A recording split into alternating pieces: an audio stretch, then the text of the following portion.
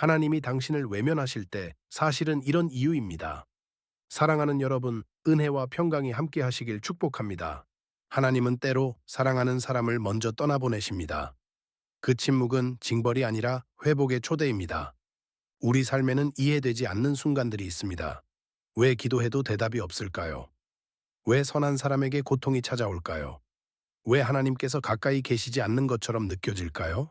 마치 하나님께서 우리를 외면하신 것 같습니다. 멀어지신 것 같습니다. 떠나신 것 같습니다. 그래서 우리는 두려워합니다. 하나님께서 나를 버리신 걸까? 내가 무슨 잘못을 한 걸까? 하지만 오늘 제가 여러분께 확신을 가지고 말씀드립니다. 하나님께서 외면하시는 것처럼 보일 때 사실은 더 깊은 이유가 있습니다. 그 침묵 속에, 그 거리 속에 하나님의 놀라운 계획이 숨어 있습니다. 첫 번째 이유, 하나님은 우리를 새롭게 하시기 위해 광야로 데려가십니다. 호세아 2장 14절 말씀입니다. 그러므로 내가 그를 계유하여 거친 들로 데리고 가서 말로 위로하고. 여러분, 이 말씀을 보십시오. 내가 그를 계유하여 거친 들로 데리고 가서 말로 위로하고. 하나님께서 거친 들, 즉 광야로 데려가신다는 것입니다. 왜 그렇습니까? 위로하시기 위해서입니다. 하나님은 멀어진 게 아니라 우리를 새롭게 하기 위해 잠시 멈추십니다. 생각해 보십시오. 정원사가 나무를 가지치기 할 때 그 나무는 고통스럽습니다. 가지가 잘려나가고 아름다웠던 모습이 사라집니다. 마치 정원사가 나무를 망가뜨리는 것처럼 보입니다. 하지만 정원사는 나무를 해치는 것이 아닙니다. 더 풍성한 열매를 맺게 하기 위해 가지치기 하는 것입니다. 죽은 가지를 제거하고 생명력을 집중시키기 위한 것입니다. 그 고통 뒤에 더 아름다운 성장이 기다리고 있습니다. 마찬가지입니다. 하나님께서 우리를 광야로 데려가실 때 우리에게 필요 없는 것들을 제거하고 계신 것입니다. 세상에 붙잡혀 있던 우리의 마음을, 교만으로 가득했던 우리의 생각을, 욕심으로 얼룩진 우리의 욕망을 정리하고 계신 것입니다. 광야는 외면의 장소가 아닙니다. 광야는 다시 부르심의 자리입니다. 광야는 하나님을 만나는 거룩한 장소입니다. 사랑하는 여러분, 지금 여러분이 광야에 있습니까? 모든 것이 잘려나간 것 같습니까? 하나님께서 멀리 계신 것 같습니까? 낙심하지 마십시오. 하나님은 여러분을 더 풍성하게 하시기 위해 지금 새롭게 만들고 계십니다. 두 번째 이유, 하나님은 우리의 진짜 갈망이 무엇인지 깨닫게 하십니다. 시편 42편 1절부터 2절 말씀입니다. 하나님이여 사슴이 시냇물을 찾기에 갈급함 같이 내 영혼이 주를 찾기에 갈급하니이다.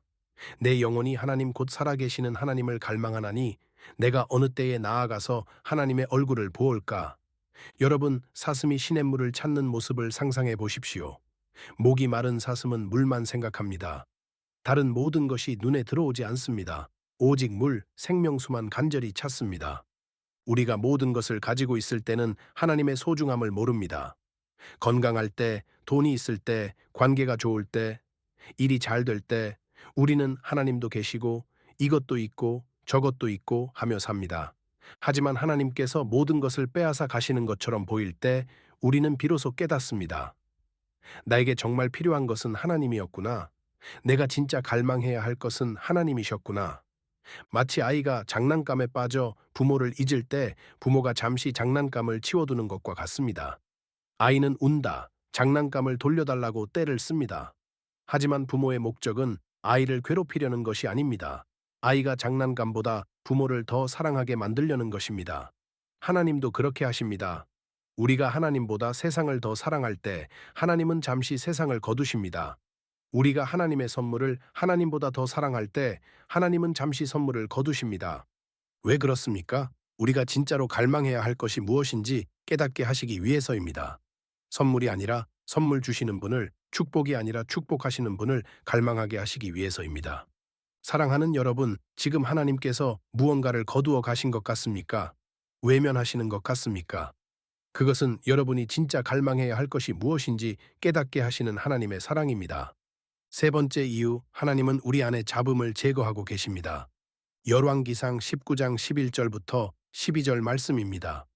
여호와께서 이르시되 너는 나가서 여호와 앞에서 산에 서라 하시더니 여호와께서 지나가시는데 여호와 앞에 크고 강한 바람이 산을 가르고 바위를 부수나 바람 가운데에 여호와께서 계시지 아니하며 바람 후에 지진이 있으나 지진 가운데에도 여호와께서 계시지 아니하며 또 지진 후에 불이 있으나 불 가운데에도 여호와께서 계시지 아니하더니 불 후에 세미한 소리가 있는지라.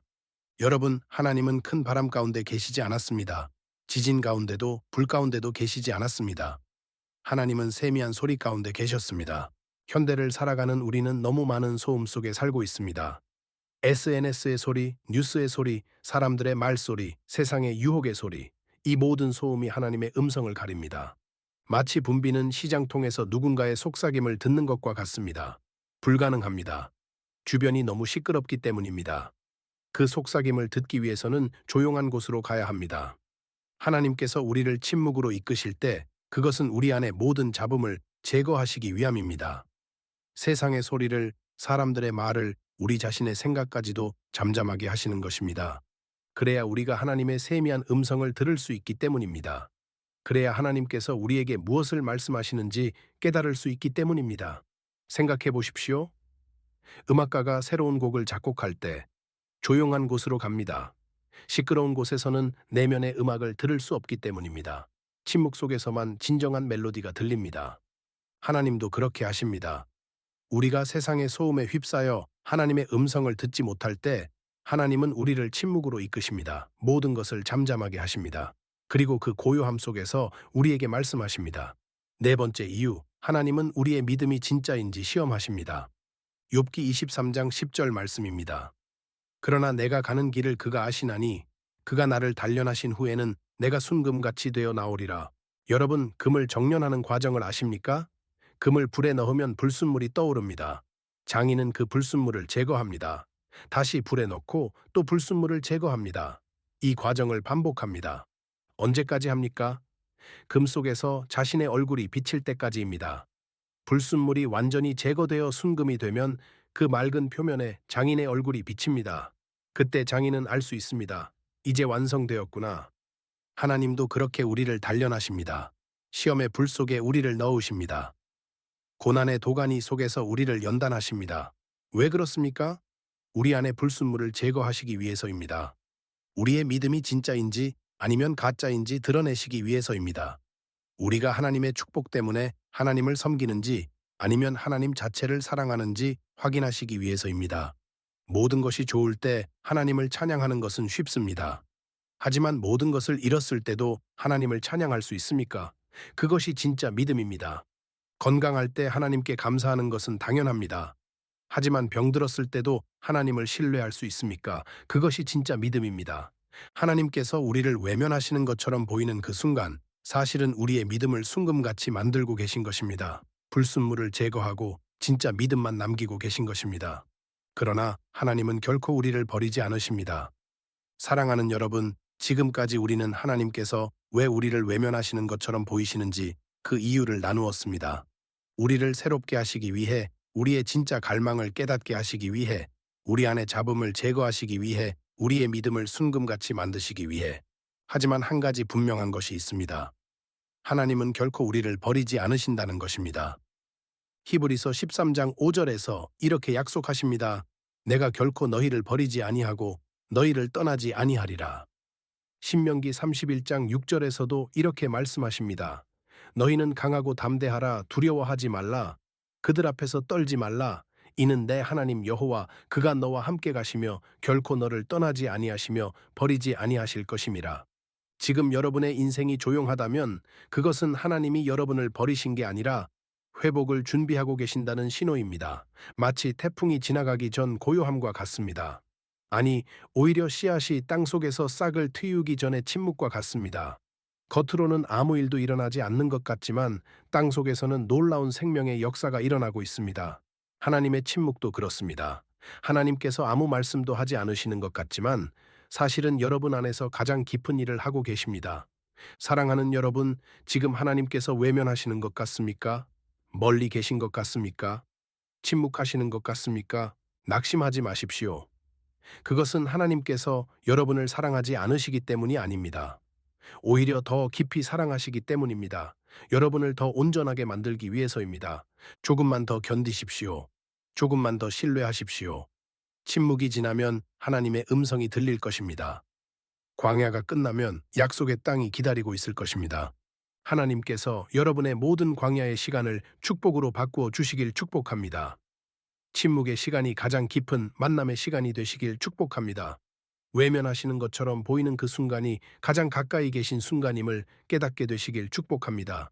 그리고 곧 여러분이 고백하게 되시길 축복합니다.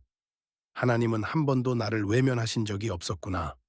그 침묵 속에서 하나님은 나를 새롭게 만들고 계셨구나. 그 거리 속에서 하나님은 나를 더 가까이 이끌고 계셨구나.